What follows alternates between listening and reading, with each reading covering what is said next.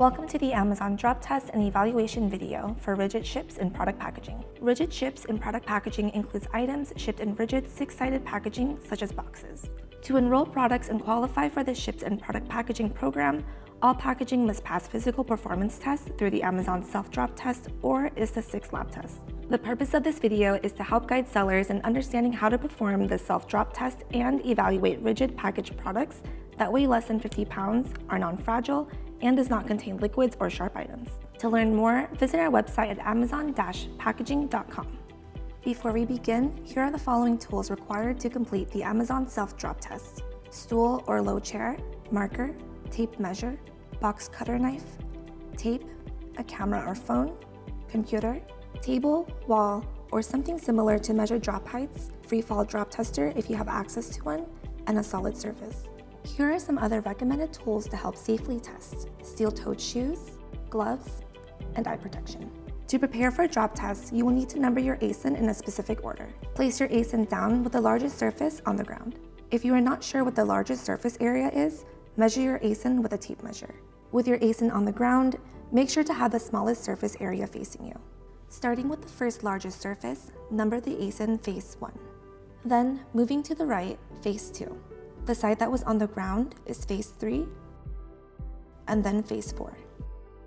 The smallest area facing you will be face 5, and lastly, the opposite small side will be face 6. Before moving on, you will need to take 2 pre-test photos of your numbered sample. Photo documentation is required for the enrollment step. The first photo will be an isometric shot of the sample that shows faces 1, 2, and 5. The second photo will be an isometric shot of the sample that shows faces 3, 4, and 6. Now we are ready to move on to the second step. We'll need something to consistently keep track of your drop heights. In this video, we'll be using a table leg. Here, we'll measure 18 inches and 36 inches and mark each height. These 2 heights are required for the Amazon drop test. Here is a drop order sequence and its corresponding heights. Now, we'll demonstrate a few of the drops. Make sure you perform the drop test on a flat, hard surface.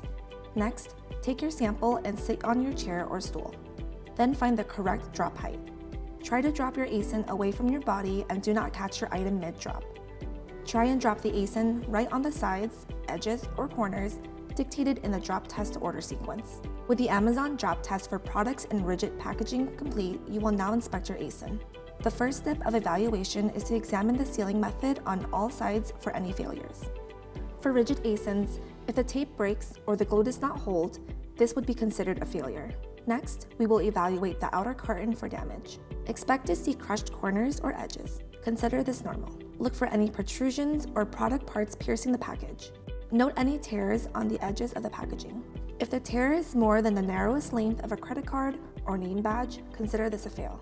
A more robust material may be needed to be able to ship via the parcel environment. Following the sealing and packaging inspection, we will open the package to inspect the product.